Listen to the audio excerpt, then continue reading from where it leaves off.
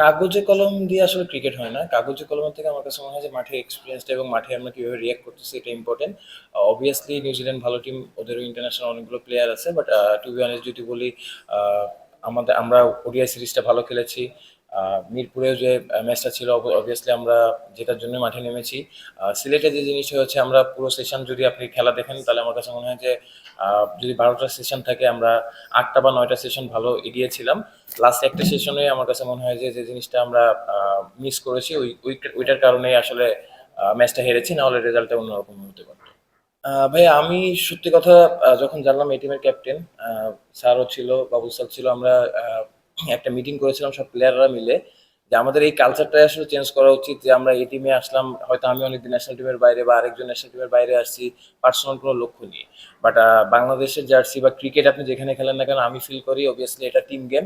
এখানে আপনার পার্সোনাল কোনো লক্ষ্য থাকতে পারে না। তো এটা নিয়ে আমরা কথা বলেছি, যাতে আমরা মাঠে যারাই খেলি সবাই যাতে ওই কে বাইরে আসি বা কে ন্যাশনাল টিমে ব্যাক করবো এগুলো চিন্তা না করে, টিম যেহেতু বাংলাদেশ টিমের হয়ে আমরা রিপ্রেজেন্ট করতেছি, আমরা যাতে জেতার জন্য খেলি এবং টিমের যেটা দরকার হবে ওই কাজটা যাতে করতে পারি। তো আমার কাছে মনে হয় যে আমাদের ড্রেসিং রুমে আসলে পার্সোনাল কোনো পারফরমেন্স নিয়ে কোনো সময় কথা হচ্ছিল না, কারণ এই কালচারটাই আমরা চেঞ্জ করতে চাই। ইভেনচুয়ালি যখনই কথা হয়েছে আমরা টিম গেম কিভাবে জিততে পারি ম্যাচ, এটা নিয়ে আসলে কথা হচ্ছিল। না, অবভিয়াসলি দেখেন, আমি যেটা বললাম ক্রিকেট টিম গেম।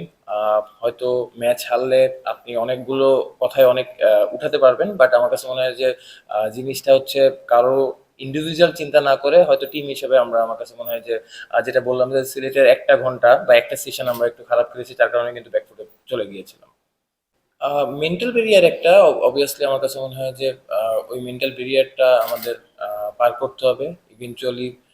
যেটা আমি বললাম যে আমাদের কালচারাল দিক থেকে আমাদের টিম নিয়ে আসলে আরো অনেক বেশি চিন্তা করতে হবে এবং টিমের জন্য কোনটা বেনিফিট হবে ওইটা নিয়েই চিন্তা করা উচিত বেশি।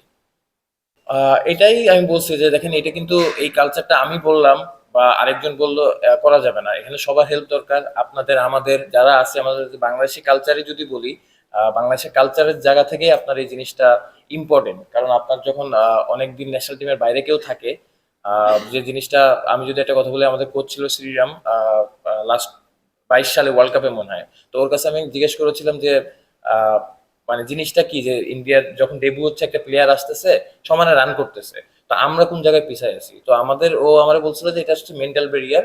কারণ আমরা অনেক কিছু চিন্তা করতেছি যে আমি ন্যাশনাল টিমে খেলতে পারলে কি হবে, না পারলে কি হবে, বা আমি যদি এখান থেকে বাদ যাই কি হবে। আর ওরা চিন্তা করতেছে, ওরা আইপিএল বলেন বা ওরা ওইভাবে যেভাবে চলে আসতেছে, ওদের যে স্ট্রাকচার আছে, রঞ্জি খেলতেছে বা যেসব টুর্নামেন্ট খেলতেছে, ওদের কিন্তু আসলে এগুলো ফিউচার নিয়ে বা কি হচ্ছে সামনে এগুলো নিয়ে চিন্তা করার সময় নাই। ওরা আসতেছে, ফ্রিলি খেলতেছে। তো আপনি যখন ফ্রিলি খেলতে পারবেন, আপনার অবশ্যই মেন্টাল ব্যারিয়ারটা ইজি হবে ব্রেক করা।